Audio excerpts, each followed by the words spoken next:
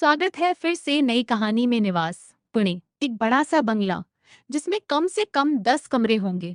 नौकरों की चहल पहल सुबह होने के साथ ही शुरू हो गई थी। एक बड़ी सी डाइनिंग टेबल पर मुखिया की कुर्सी पर एक 70 साल के बुजुर्ग बैठे हुए थे। यह थे देवारायण सहगल, जो नाश्ते की टेबल पर किसी का इंतजार कर रहे थे। साइड की दो कुर्सी छोड़कर एक कुर्सी पर एक 50-52 साल की महिला बैठी हुई थी, जिनके चेहरे पर चिड़चिड़ापन साफ झलक रहा था। यह सुमन सहगल थी। थोड़ी देर में बिजनेस सूट पहने हुए एक हैंडसम सा लड़का सीढ़ियों से उतरकर आता हुआ दिखाई दिया। ये श्लोक था, जिसे देखकर देव नारायण जी के चेहरे पर हल्की सी मुस्कान आ गई। जबकि सुमन ने अपना चेहरा घुमा लिया। वह सीधा अपने दादाजी के पास वाली कुर्सी खींचकर बैठ गया और उन्हें मॉर्निंग विश किया। श्लोक ने सुमन की तरफ ना तो देखा और ना ही ऐसा कोई इशारा किया जिससे ये पता लगे कि वह वहां मौजूद भी है। यही चीज सुमन की तरफ से भी थी। उनको भी श्लोक के होने ना होने से कोई फर्क नहीं पड़ता था। श्लोक के आने के बाद देव नारायण जी ने एक नौकर को इशारा किया, जिसने तुरंत सबको नाश्ता सर्व करना शुरू किया। सबने एकदम शांति से अपना नाश्ता खत्म किया और नाश्ता होने के बाद टेबल से उठकर सब हॉल में आ गए। श्लोक को ऑफिस के लिए निकलना था, लेकिन वह अपने दादाजी के लिए रुका हुआ था। जबकि सुमन उन दोनों की बात सुनने के लिए वहीं पड़े सोफे पर बैठ गई और सामने टेबल पर रखी मैगजीन उठाकर पढ़ने का नाटक करने लगी। श्लोक दादू, अब बैठ क्यों गए? ऑफिस चलिए। आज इतनी इंपॉर्टेंट मीटिंग है, हमारी फॉरेन से क्लाइंट आ रहे हैं और अयान भी यहाँ नहीं है। देव नारायण जी बेटा, तुम कहाँ इस बुढ़े को अब ऑफिस की सीढ़ियां चढ़ाने की बात कर रहे हो? श्लोक, ये जोक था, हंसना था। इस पर मुझे बिल्कुल हंसी नहीं आई। आप कैसी बातें कर रहे हो? लिफ्ट लगी हुई है, पूरे ऑफिस में चलो ना देव नारायण जी। अरे लेकिन तुमको किसने बोला था कि अयान को गोवा भेज दो? श्लोक दादू, उसके मौज मस्ती के बीच में मैं काम का बोझ उस पर नहीं डालना चाहता, और वैसे भी उसका जाना पहले डिसाइड हुआ था और फॉरेन के क्लाइंट का आना बाद में तय हुआ है। गए? राघव जी सर। श्लोक, तुम्हें एक जरूरी काम करना है। अभी? राघव, क्या काम करना है सर? श्लोक, जो फॉरेन से हमारे क्लाइंट आने वाले थे, आज उनकी मीटिंग का टाइम क्या था? Raghav, wait a minute sir, let me check. Shlok, हम राघव सर 11 बजे हैं। श्लोक, एक काम करो, कैसे भी करके उनको 1 बजे के बाद लंच मीटिंग पर बुलाओ। राघव, लेकिन सर। श्लोक गुस्से से, तुम्हें लेकिन बोलने की सैलरी नहीं देता हूँ। मैं जो कहा गया है वह करो। और एक बात, ऑफिस में घुसे नहीं कि तुम्हारा फोन बिजी आ रहा था। सुबह सुबह किससे बात कर रहे थे तुम? राघव जी, वो मेरी श्लोक गर्लफ्रेंड। राघव जी, श्लोक, ओ गॉड। एक तो तुम्हारी यह चिपको गर्लफ्रेंड, जब देखो तुमको फोन मिलाकर बैठ जाती है और कोई काम धंधा नहीं है। क्या इसको पूरी दुनिया में तुमको यह फालतू लड़की ही मिली थी प्यार करने के लिए, जो ना खुद कोई काम करती है और ना तुम्हें कोई काम करने देती है? Raghav, sorry sir. श्लोक, आई एम टेलिंग यू, यह लड़की एक दिन तुम्हारी जॉब छीन लेगी। राघव, नहीं सर, मैं अगली बार से ध्यान रखूंगा। श्लोक, अब जो मैं काम बोला है वो करो। इतना बोलकर फोन काट देता है। दूसरी तरफ राघव एक लंबी सी सांस छोड़ता है। जब जब श्लोक उसे फोन करता था, उसका यही हाल होता था। राघव एक स्मार्ट लड़का था, लेकिन श्लोक से बहुत ज्यादा डरता था और श्लोक को उसकी गर्लफ्रेंड से बहुत ज्यादा चिढ़ थी, क्योंकि वह राघव को काम के समय फोन किया करती थी। हालांकि श्लोक ने राघव की गर्लफ्रेंड को नहीं देखा था, लेकिन उसने अपने मन में उसके लिए यही धारणा बना रखी थी कि वह एक बेवकूफ किस्म की लड़की है। दूसरी तरफ देवारायण जी अपने दोस्त के घर पहुंचते हैं, जो कि एक रिटायर्ड डॉक्टर थे और उनका बेटा भी एक डॉक्टर था। घर का नौकर उन्हें सीधा स्टडी रूम में ले जाता है, जहां डॉक्टर जगमोहन राय और उनका बेटा देवेंद्र राय एक साथ बैठे हुए होते हैं। दोनों के ही चेहरे के हाव भाव थोड़े सीरियस होते हैं। देवन उठकर देव नारायण जी के पैर छूता है और उन्हें बैठने को बोलता है। देवारायण जी, अरे भाई, तुम बाप बेटे ने ऐसी शक्ल क्यों बनाई है, जैसे कुछ बुरा हो गया हो? जगमोहन जी, नारायण सच में बुरी खबर ही है।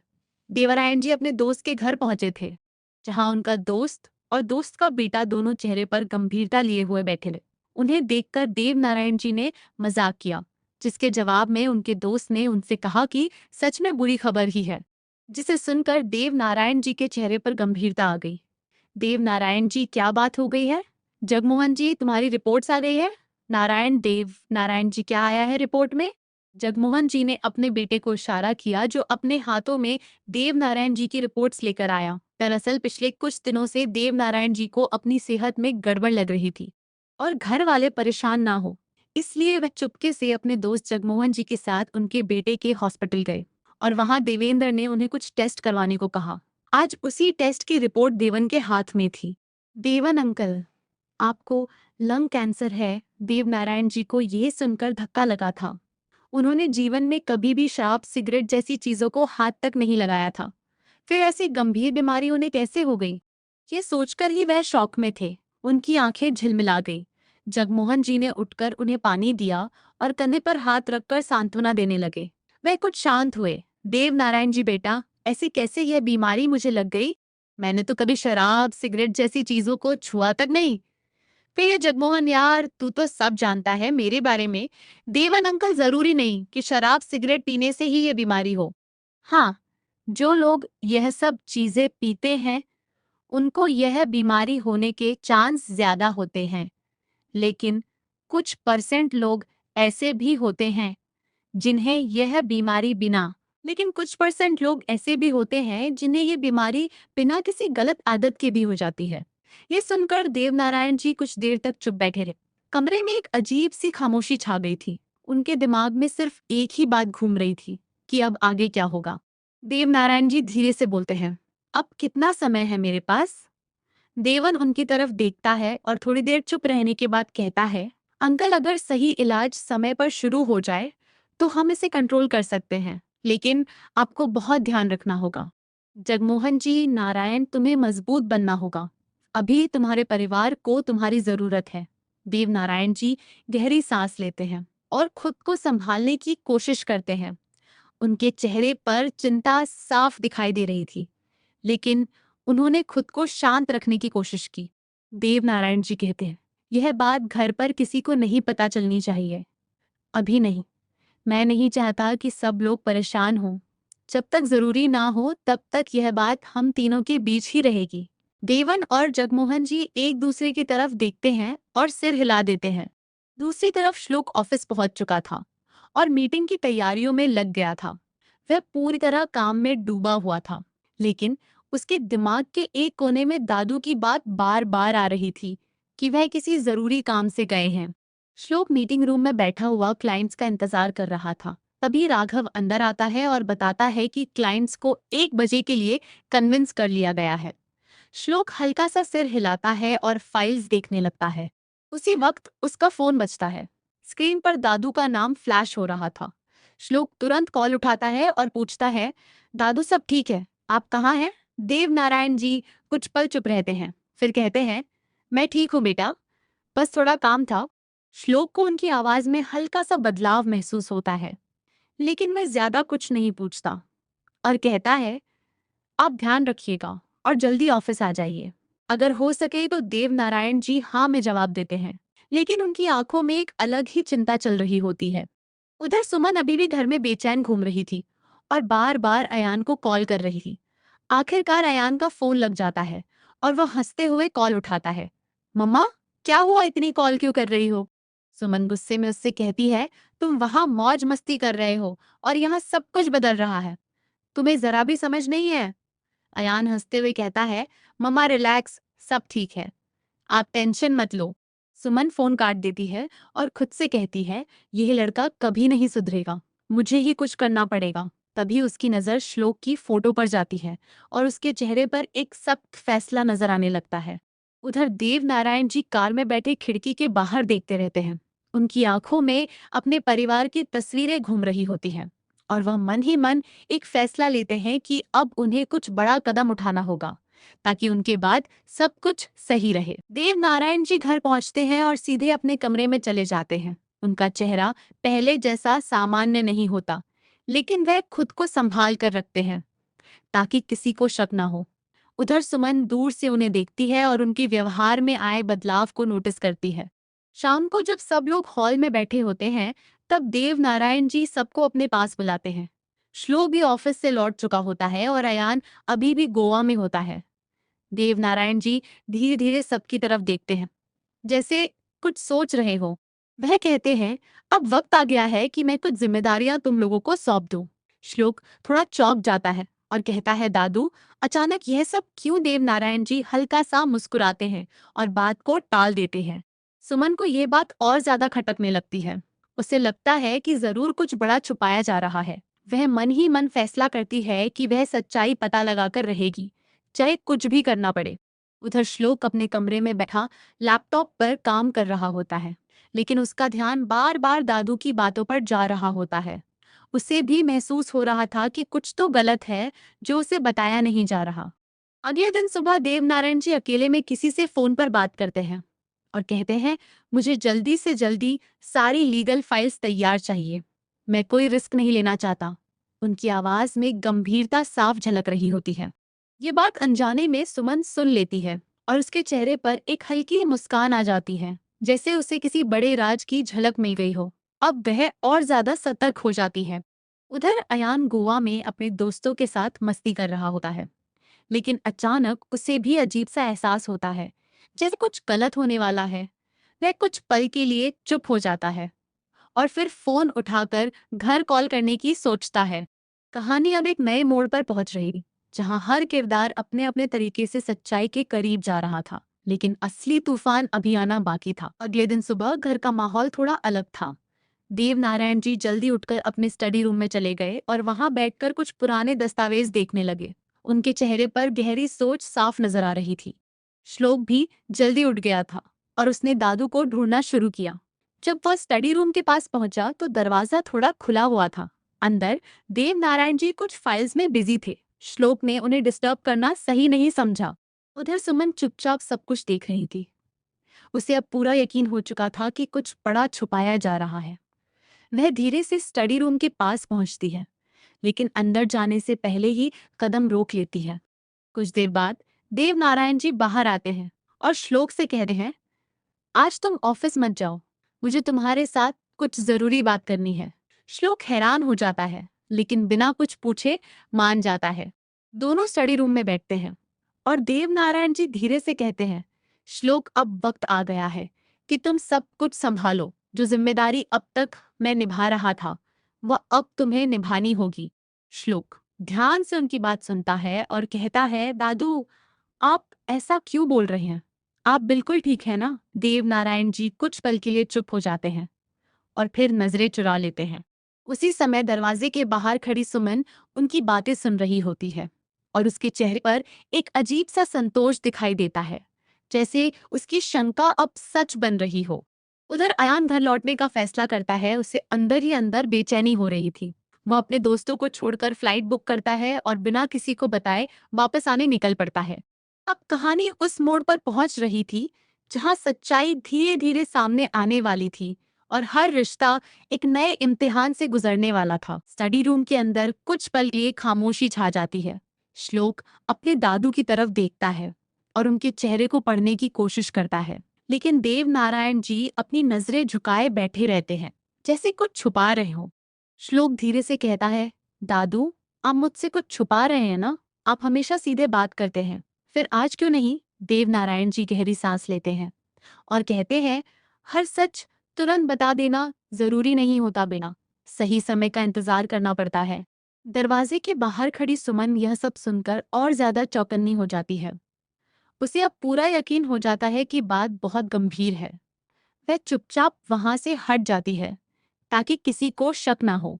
देवनारायण जी आगे कहते हैं, मुझे तुम पर पूरा भरोसा है और मैं चाहता हूं कि जो कुछ भी आगे हो तुम मजबूत रहो। श्लोक उनके शब्दों को समझने की कोशिश करता है, लेकिन उसके मन में सवाल और बढ़ जाते हैं। उधर एयरपोर्ट पर अयान फ्लाइट में बैठ चुका होता है। उसका मन अब मस्ती में नहीं लग रहा होता। वह बार बार फोन निकाल कर देखता है, लेकिन फिर खुद को रोक लेता है, जैसे वह घर पहुंचकर ही सब जानना चाहता हो। घर पर सुमन अपने कमरे में बैठी हुई कुछ सोच रही होती है। उसके दिमाग में एक प्लान बन रहा होता है। वह धीरे से खुद से कहती है, अगर सच इतना बड़ा है तो मुझे इसे अपने फायदे के लिए इस्तेमाल करना होगा। शाम होते होते घर का माहौल और भारी हो जाता है। श्लोक पूरे दिन घर पर ही रहता है और बार बार दादू की तरफ देखता है, जैसे उनसे जवाब चाहता हो। लेकिन देव नारायण जी सामान्य व्यवहार करने की कोशिश करते रहते हैं। रात के समय अचानक दरवाजे की घंटी बजती है। एक नौकर दरवाजा खोलता है और सामने अयान खड़ा होता है। बिना किसी को बताए उसका अचानक वापस आना सबको चौंका देता है। अयान अंदर आता है और सीधे दादू के पास जाता है और कहता है, मुझे नहीं पता क्यों, लेकिन मुझे लगा कि मुझे यहाँ होना चाहिए। देव नारायण जी उसे देखते हैं और उनकी आंखों में एक अलग सी चमक आ जाती है।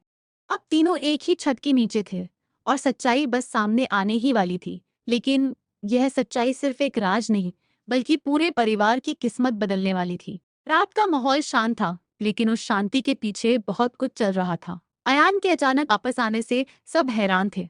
वह सीधे दादू के पास बैठ जाता है और उनके चेहरे को गौर से देखने लगता है, जैसे कुछ समझने की कोशिश कर रहा हो। श्लोक भी वहीं खड़ा होता है और दोनों की तरफ देखता है। उसे लग रहा था कि अब कुछ ना कुछ जरूर सामने आएगा। देव नारायण जी दोनों को अपने पास बैठने का इशारा करते हैं और कुछ देर तक चुप रहते हैं। सुमन भी दूर खड़ी सब कुछ देख रही होती है।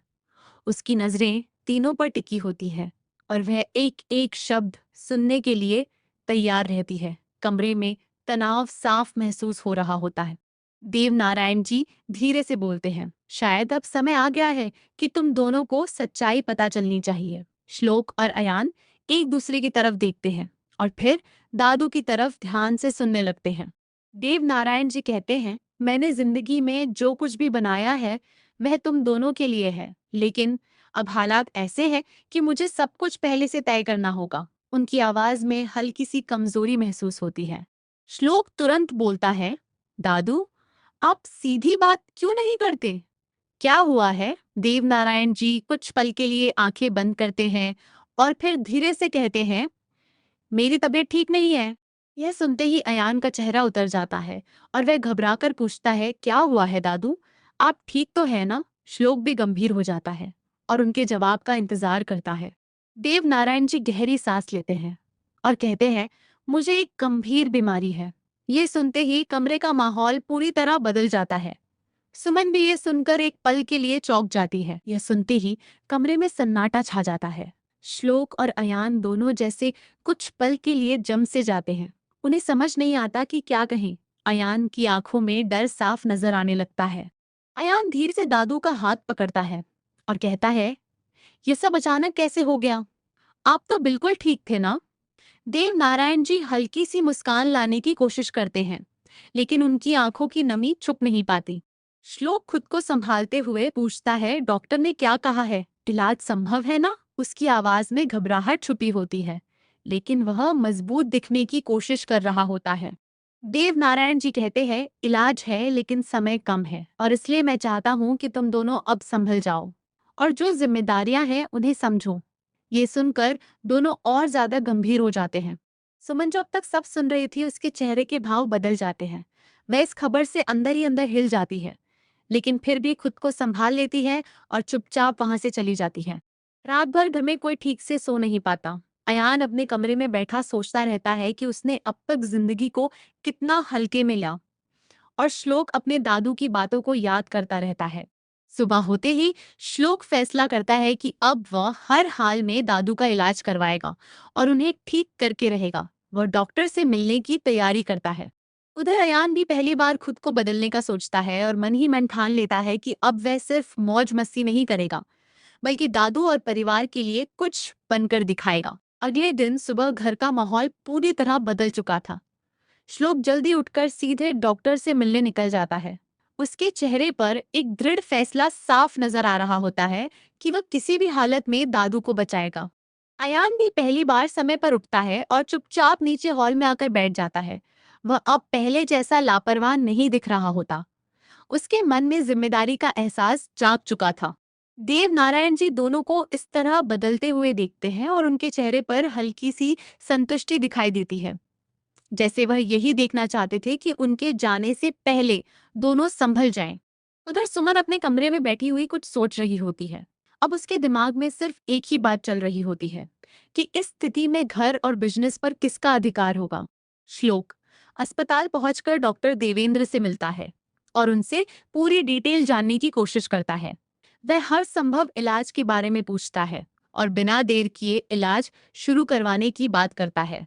डॉक्टर उसे बताते हैं कि इलाज लंबा चलेगा, और इसमें धैर्य की जरूरत होगी। श्लोक बिना सोचे समझे हर चीज के लिए तैयार हो जाता है। उसके लिए अब सिर्फ दादू की जान मायने रखती है। उधर घर पर अयान पहली बार फाइल्स देखने लगता है और बिजनेस को समझने की कोशिश करता है। नौकर भी उसे इस तरह देखकर हैरान होते हैं, क्योंकि उन्होंने उसे कभी इतना गंभीर नहीं देखा था। शाम को जब श्लोक वापस घर आता है तो वह सबको बताता है कि इलाज शुरू होगा और सब ठीक हो सकता है। यह सुनकर अयान के चेहरे पर उम्मीद नजर आती है, लेकिन सुमन चुप रहती है। उसकी आंखों में एक अलग ही योजना चल रही होती है।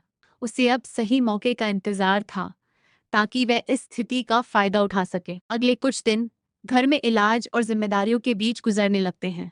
श्लोक पूरी तरह बिजनेस और दादू के इलाज में लग जाता है, जबकि अयान भी उसके साथ कदम से कदम मिलाने की कोशिश करता है।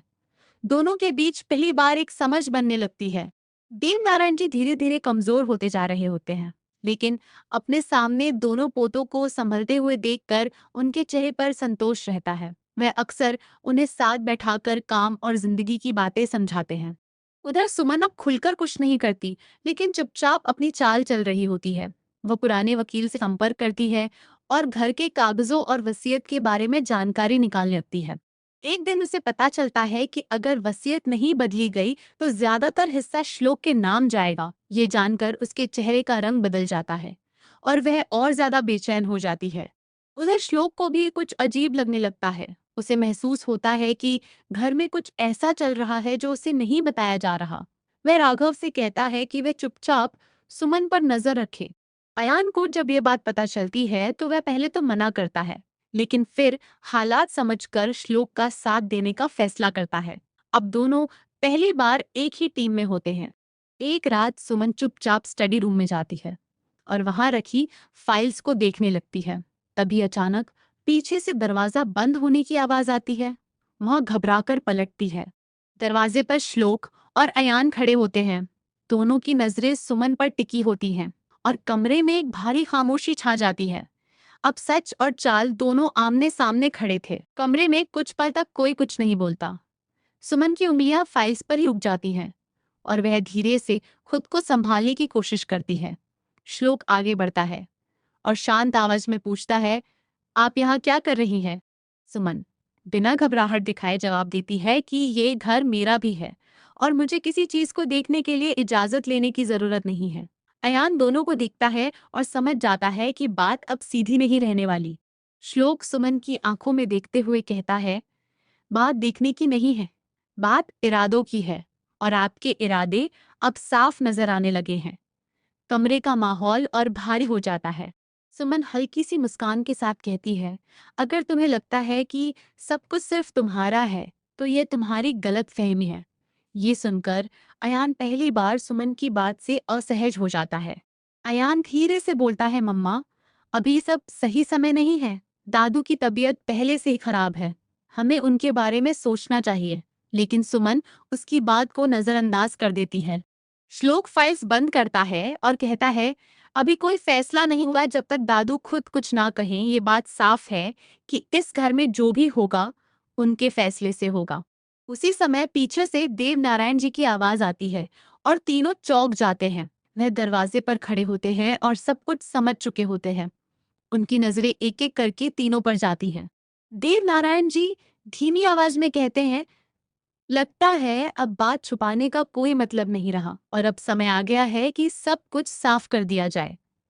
उनके शब्दों के साथ ही कमरे में तनाव और बढ़ जाता है। देव नारायण जी धीरे धीरे कमरे के अंदर आते हैं और सामने रखी कुर्सी पर बैठ जाते हैं। तीनों चुपचाप खड़े रहते हैं और उनकी तरफ देखते हैं, जैसे अब आगे क्या होगा इसका इंतजार कर रहे हो।